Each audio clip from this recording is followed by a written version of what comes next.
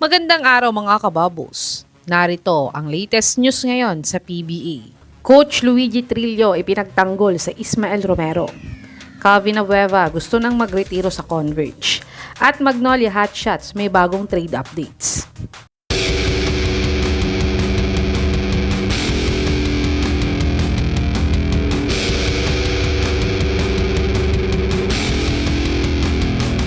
Si Ismael Romero nga ay pending import ng Meralco Bolts para sa Commissioner's Cup. Ito ay dahil sa issue niya kay Nick Dimusi sa Dubai tournament nila.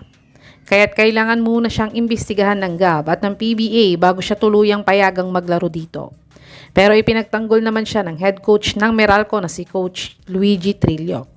Ayon nga kay Coach Luigi ay nasa kanila daw kung papayagan nila si Romero maglaro bilang import nila kasi alam naman daw niya na hindi naman FIBA Sanction League ang pinangyarihan ng issue ni Romero at hindi din nang naglalaro siya para sa Meralco pero ngayon daw na naglalaro na siya para sa Meralco ay parang pamilya na daw nila siya kaya't mas maayos na daw siya ngayon na player.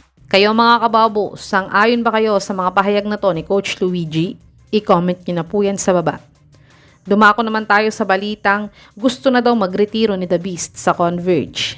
Si Abueva nga ay na-acquire ng Converge sa unang linggo ng February.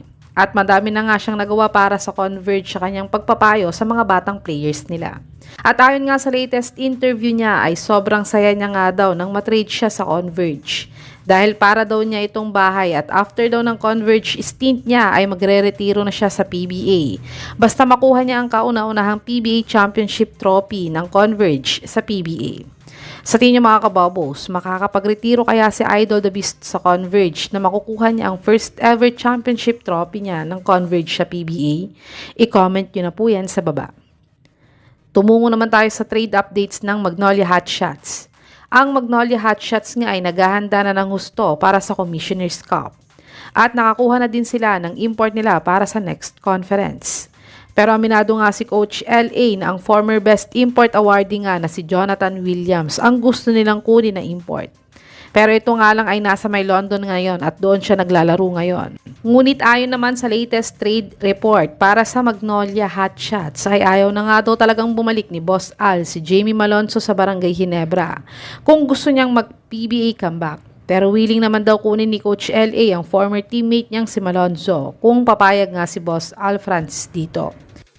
Pwede na nga mag-PBA comeback si Malonzo ngayon dahil sa sinabi ni Kume na makipag-usap lamang daw siya sa lahat ng governors ng PBA at baka malift nga daw ang ban niya dito. Sa tingin niyo mga kababos, dapat na bang bumalik si Malonzo sa PBA at matrade sa Magnolia? I-comment niyo na po yan sa baba.